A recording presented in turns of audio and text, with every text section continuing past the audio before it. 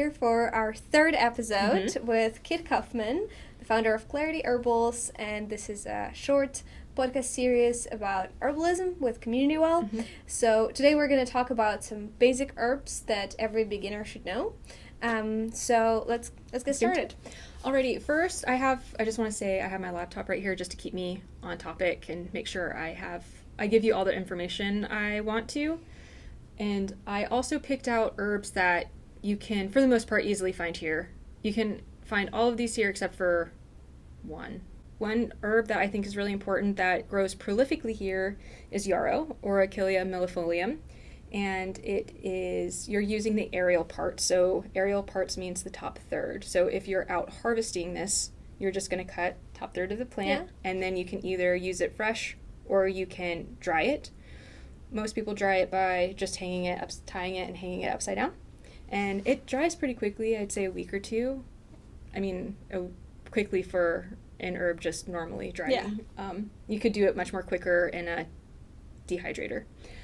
And then it is a very bitter herb. So it's going to be very cooling to the liver. It's going to promote digestion, especially as you are eating. It's going to help promote gastrointestinal secretions.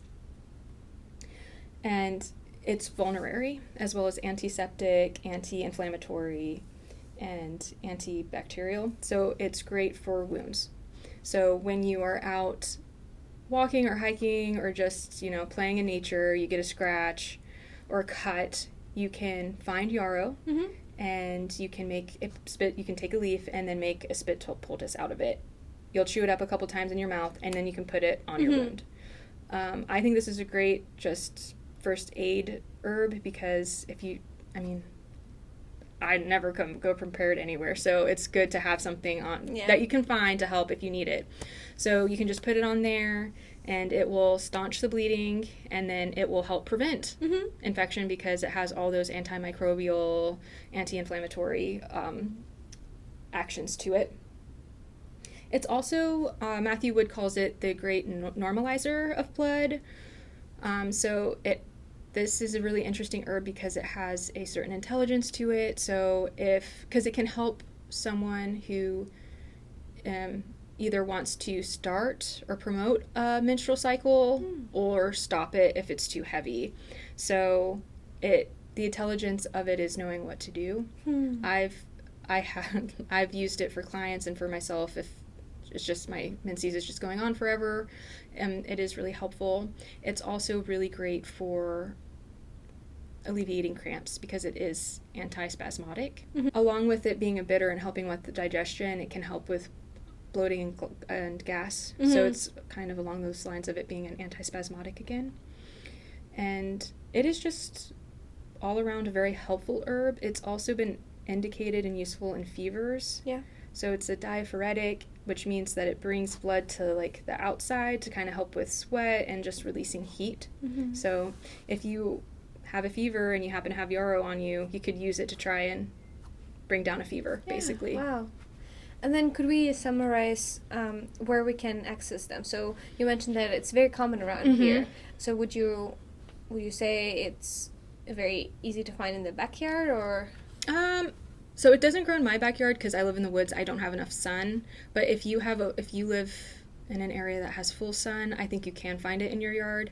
I just happen to find it more along roadsides, which in the last episode I said don't harvest from those. But it's fine if you want to just learn how to identify it. That's fine to use it there. But I find it a lot in open fields. And yeah, you can just harvest it there, or you can buy it in bulk online through Mountain Yard or Mountain Rose Herbs or something like that. And what are some ways you would recommend using them? So you mentioned how it can be a first aid, right, on the spot. But if I have it at home, would I make a tea out of it? Or? If you're wanting it for gynecological or you could use either a tea or a tincture for that. Just depends on how much time. Sometimes a tincture is easier if you don't have the 20 minutes to let it steep.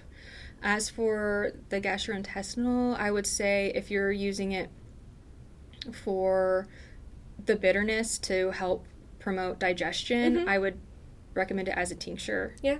And then depending on what's going on, you could do a tea. Like if you're having like an ulcer, I'd probably do the tea before I do the alcohol extract. What are some other good beginner's herbs? All right. Okay. So the next one is the tea I made. Okay. So I made another tea. This one's a nourishing infusion. And I put 2 herbs in it. Okay. One we are not talking about today, but I can go over it very quickly. So we're going to do the same thing we did last time, and we're going to smell it. I smell pepper. I don't know why. I smell like a spicy, peppery smell. I don't know why I smell that. I smell some grass again. Oh, okay. Grass. But I don't know. And I do smell a little sweetness to it. Sweetness in the end. Yeah. Which makes me want to say it's a licorice again. Yeah. I feel like licorice has a very distinct sweet. It is sweet. Yeah. For a tea, I feel like the scent is almost candy sweet.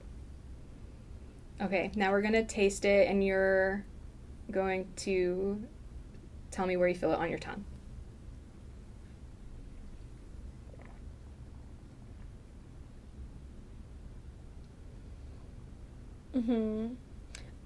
This time I feel it kind of central, more toward the back. Yeah, same. I'm not trying to copy you, but I do feel it in the same spot.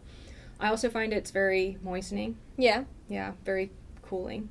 Bitter at the end, but kind of in a very satisfying way. Yes, maybe a little astringing, just a little bit.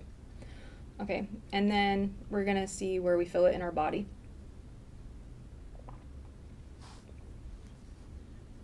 So I kind of feel in my stomach. I feel it. Yeah, I just feel it kind of goes straight down. Yeah. Just very easy. So this is nettle. Okay. And oat straw. Nettle is one of my favorite herbs because I have a teacher who said if you're ever in doubt of what herb to use for yourself or a client, use nettle. Huh. It is a powerhouse of an herb. It's so highly nutritious. You can use this in place of a multivitamin. It is a wonderful source of calcium, magnesium, potassium, zinc, copper, B-complex vitamins. And the kicker is nettle contains more protein than any other plant common in the temperate region. So as you're drinking it or as you're eating it, you're also getting a source of protein. So this is just a wonderful herb for just getting more of your vitamins and minerals, or if you're sick and you can't eat, but you can hold down fluids, you can brew a tea of this, and it is just so good. Yeah. Where can we find it? So it does grow in the wild. I know that I don't see it as abundant as yarrow or other herbs or the autumn olive that's everywhere in Rockbridge County right now, but I know that it is around. I'm growing it in my yard because it's a superfood, so I can use it as a tea. You can make it into a pesto. You can include it into salads. The caveat I want to say with nettle, it's also known as stinging nettle. And so it has thorns, and in the thorns it has formic acid, which causes that stinging sensation if you Interesting. Yes. So I have herbalist friends who are really hardcore and pick it without gloves. I'm not that girl. I pick it, I harvest it with gloves because it does feel like a bee sting. At least to me it does. But it tends to grow in disturbed areas, and it can do partial shade to full sun. Yeah. And it's very tall and leafy. I'll have another picture right here for you. But and would you say it's also good for tea, or how about oils or some kind of infusions? You can make it into an oil. It would make a wonderful oil. You could just do olive oil with it, and then you can also make a dressing out of it. You can, so with the thorns, you cannot eat this raw because you will end up stinging your mouth from it. So the way that you can process it is you can, with your gloves, you can chop it off, chop it up, put it in boiling water or a boiling stew, or you can blend it. So when you're blending it for the pesto, you're not going to sting yourself because it's blending up the thorns that have the formic acid. You can also do a tincture of it or just put it in a blend. My favorite way is doing a nourishing infusion. This is why it's really good to grow it, because it calls for a lot. So if you're going to make a four cups or a quart of nourishing infusion, you're going to use 1/2 cup of dried nettle. And then you will pour boiling water over it, and then you'll let that steep overnight. So you're going to extract all the minerals, all that protein, all the vitamins out, so that you're drinking it all the next day. So interesting. And the thing to note, though, is that nettle is also a good diuretic. So you'll be peeing more, which means even though it's so great with multivitamins, you will have to drink some more water. Yeah. A good rule of thumb is if you drink 1 cup of nettle, you should drink a 1/2 cup more of water in your day. Just so that you stay hydrated. But it's just so cool. It's also great to start drinking now, even as a nourishing infusion, because it is anti-allergenic. So it can help you not reduce allergies if you have springtime allergies. So you can start drinking it now, and hopefully when all the pollen starts picking up, it's going to be easier. It'll be easier for you. I really like that. Again, you're using the aerial parts as well for this. 1/3 of a plant again? 1/3 of the plant, correct. And then I just want to... It's also,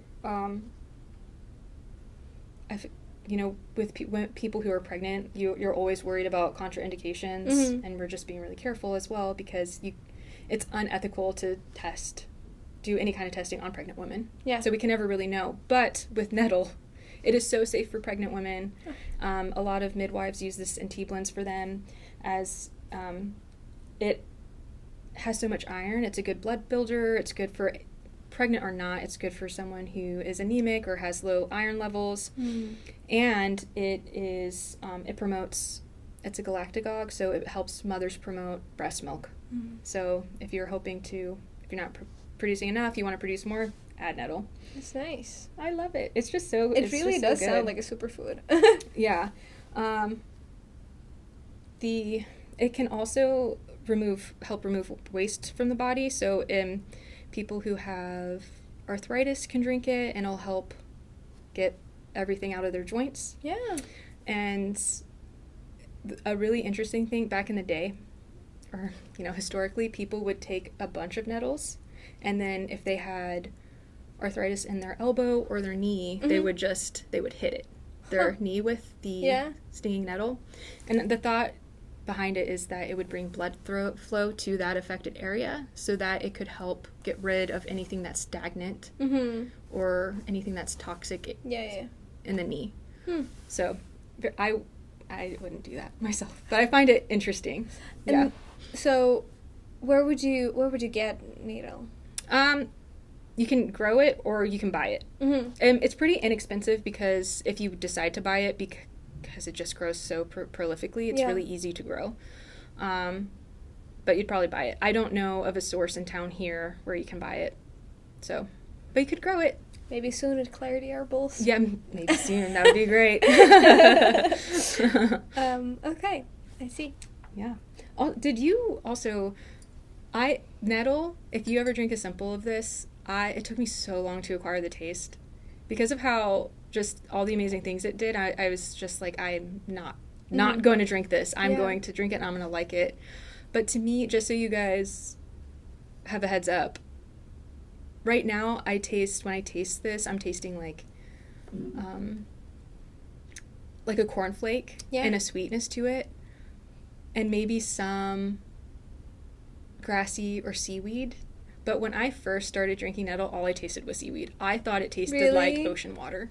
Yeah, I don't taste it now because I've acquired the taste, but it was hard to stomach. For me, it's somehow nutty. I taste a nuttiness too.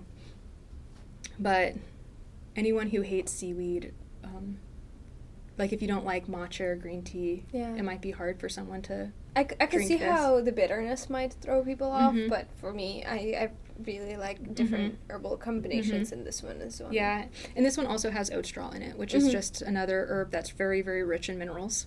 So that's why I put it in there. And it's sweet. Nice. Oats are pretty sweet as well for an herb. And if you taste sweetness in a tea that you're drinking, the sweet is indicating that it is nutritive. You know, for people who are really not used to bitterness, what is your take on sugar? Like on artificial sweeteners? Oh, do it. Yeah, add it.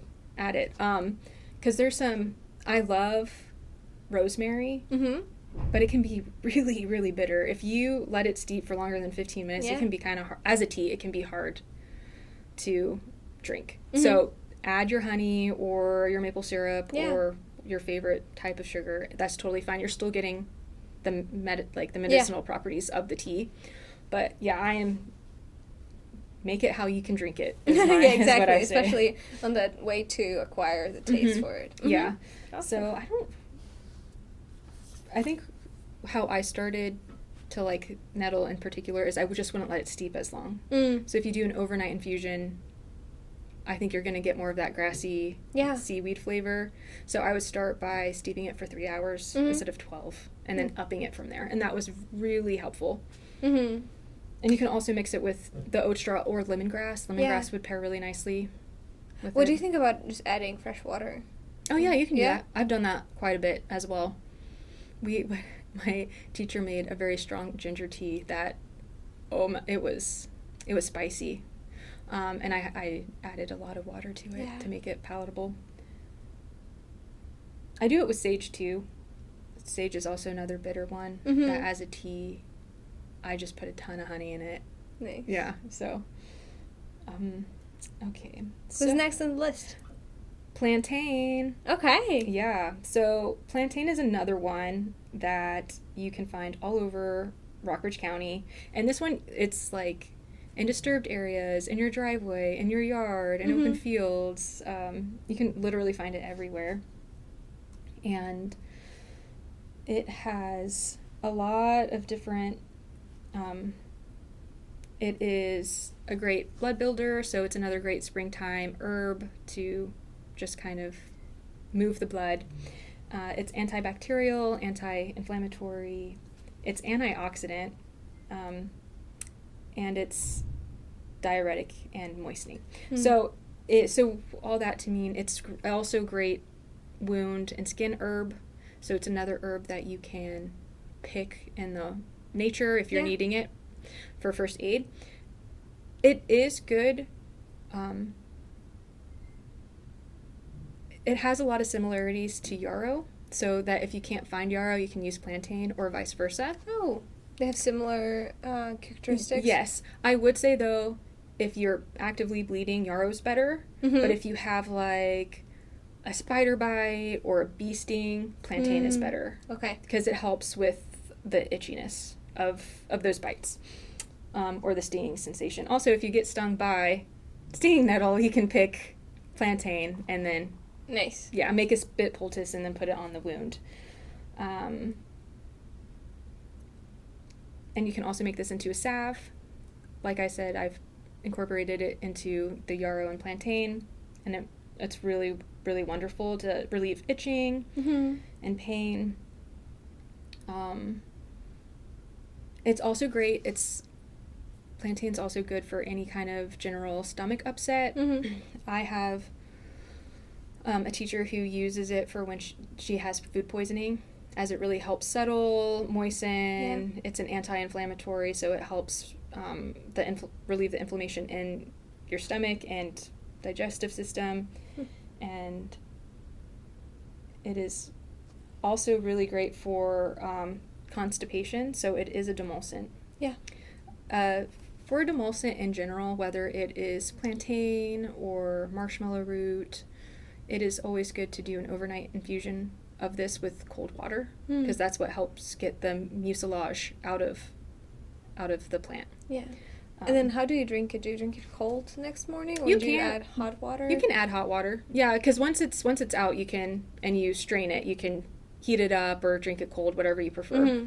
I like drinking it in the summer cold, Yeah. You know, when everything is hot and dry, it's really soothing in the summer. It's also indicated for dry, irritated coughs. So you could also put this, if you harvest it and then dry it, you can use it if you're sick and you do have a dry cough.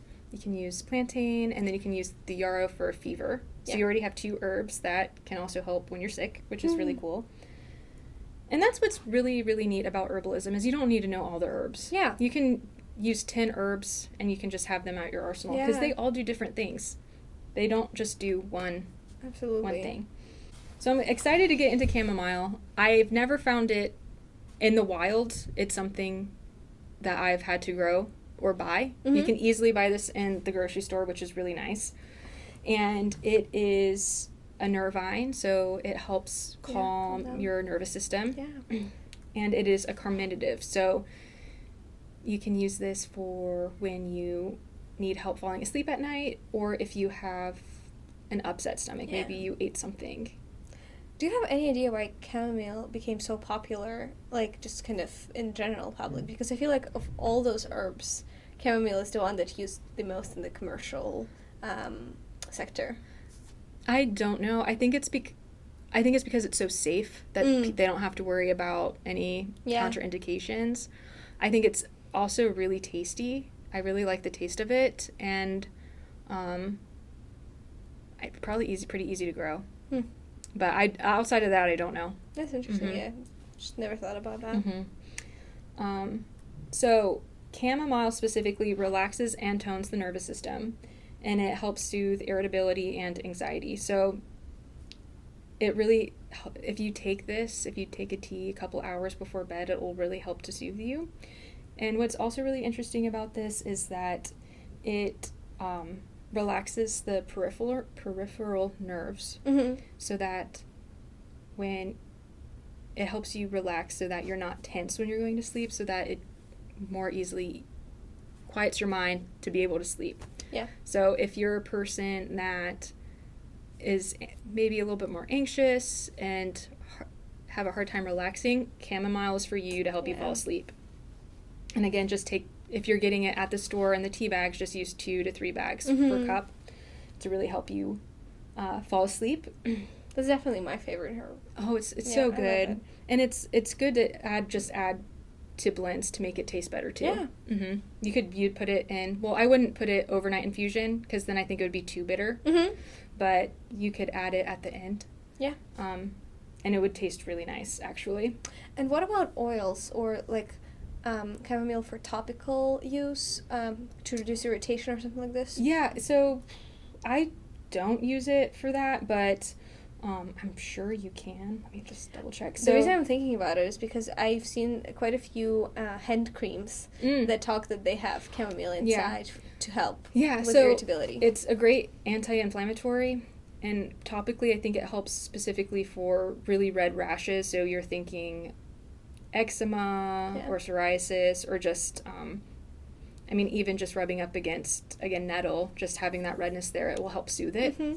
So you could definitely use it in I just haven't used it yet. Yeah. But you could use it in a cream. That would be really nice. And then again, it's that carminative, so it's great after you're eating a meal. It helps relieve indigestion, gas, bloating, or just any kind of food intolerance. If you find that you ate too much fatty food, you can drink some chamomile and it'll help soothe your stomach. Also, I added this because I think it's so cool. So chamomile promotes pepsin release, which is the principal enzyme responsible for protein digestion. So if you find yourself having a hard time digesting red meat specifically, you can use this during or after a meal to really help digest red meat, especially with how much protein the standard American diet has in it. So I think that's another when in doubt too. Like, when in doubt, just use chamomile. Yeah. One of the things that I noticed is in our conversation here is that because of herbalism being such an intentional practice, it also makes me intentional about all the things I consume, not just teas. So like you mentioned red meat, right? Or some other things that may be fatty foods or something. But now having the taste of this of the tea that you made, I don't want those things. It's like I like the taste right now, and it's like I'm not craving all those comfort food, let's say. I think it's also because if you're getting all of your vitamins and minerals, and your body realizes it, you're not craving all the sweetness, just trying to fill it, you know? I think that's part of it too. But I think the next one I find really important is dandelion, and that's bitter. Yeah. And it's just, again, with all of it, it's just so important. I try to take bitters as a tincture before, during, like, each meal. Yeah. Just to help warm up digestion and stimulate it, just to have... And bitters help process and digest fats. Yeah. Like, especially women, we have a really hard time processing fats. And, I mean, eventually a lot of women also get their gallbladders removed, which makes it even harder to process fats. So everyone should be taking bitters, whether that's as a tincture or eating it. You know, you can eat your dandelion greens, you can eat arugula, you can eat radicchio, is that what? Yeah, it's all bitter. So just incorporating, and you don't have to do a lot, just a couple leaves in a salad and you're good to go. You know, when I was a kid, I picked up a dandelion on the street in the field, and I tried the juice. It was the worst experience in my childhood. This is why I am always, like, when I imagine dandelions in teas or jams or any other kind of preservatives, I'm always a bit careful because I still remember that bitter taste in my tongue. I did something similar. I think Kroger, I was like, I've never seen dandelion leaves at Kroger, and I bought some, and I chopped them all up. I put them in my salad, and it overstimulated. It was so much stomach acid. I was not feeling well for a little bit. So sorry. Just, 1 or 2 leaves per salad bowl, you're good to go. And I like it because it's, again, very prolific. It's found everywhere, and it's really easy to identify. And every part of this plant is edible. Like, you can consume it. So you can even just take the head of the yellow flower, and you can add that into your salads or your soups. You can add it into biscuits or butter. And the same with the leaves. But there is a difference between the leaf and the root, and why you may want to use it. If you cannot remember, you can use it kind of interchangeably, but I think the main thing to remember is that the leaf has a direct action. It's more bitter. So it's going to have more of a direct action on the liver and the gallbladder, aiding in detoxifying the body. It is also a very nutritive diuretic, so increases the elimination of urine. So it's another herb that if you're drinking it, for 1 cup of dandelion leaf tea, you need to up your water intake by half cup. Right. Because it will dehydrate you. And it's the same for coffee. Coffee does the same thing.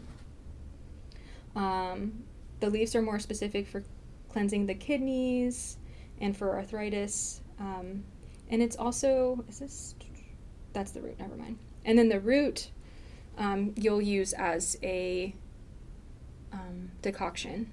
And I say that because you prepare roots differently than leaves. Because the roots are hardier, you have to boil them in water for longer. Whereas a leaf, you just place boiling water over it and just let it steep. So just a little bit of a difference. And it really stimulates, it's a mild tonic, and it stimulates segregation of bile and pancreatic small intestine juices. So it's really, again, aiding in digestion. And it specifically indicated the root for chronic constipation. So it has inulin, and it helps with impaired absorption of fats. It just basically does everything. So if you are having a hard time anywhere in the digestive tract, just use dandelion root. Wow. It's really good. And it doesn't taste bad. I actually really like the taste. And again, you can add honey or maple syrup to it if you don't like it. And what's also cool is it has inulin, so that is the prebiotic that helps feed the good bacteria in the stomach. Yeah. It's just great. So many things. I just love it. It just does everything for you. Superfood right here. I know. And it helps reduce. It really supports. It's hepatoprotective. It really supports the liver, and helps cool it and reduce inflammation and irritation. So it does everything. Yeah. And again, I think it doesn't matter how you prepare it, for the most part, but it's a really fun herb to be fun with. Yeah. You know? And I assume there are so many ways that you can make teas or oils or infusions with it. So what are some good combos maybe to reduce the bitterness? Oh, okay. Let me think. You could put in lemon balm, and then that would be also a nice nervine with it. That would be pretty tasty. You could do hibiscus if you wanted more of a fruit. It would pretty much overpower this flavor, but that if you hate the bitterness of dandelion, that would be good. The taste, right? Yeah. Chamomile will help a little bit, but anything you can pair dandelion leaf, which is going to be the more bitter one, with any other leaf or flower. Yeah. And then with the root, if you're wanting to mellow out the flavor of the bitterness of the root, you'll use another root. So you could use the licorice. Licorice is pretty sweet. You don't have to use a lot of it. Yeah. You can do cinnamon, or even though that's not necessarily sweet, but it has a really nice flavor that can overpower the the bitter. But you can really play around with it. And again, just add sweetener. Awesome. So we had yarrow, dandelion, chamomile, plantain, and nettle. Nettle, yeah. Awesome. Yeah. So those are the 5 that I would say to start with. They're really fun, and you really can't go wrong with them. Awesome. Well, that's a good start, I think. Thanks. Thank you so much for watching, and we had great Kit Thank with us you. today. So, it's always good to have a conversation with you. Yeah, thanks for having me. It was super fun. I could talk about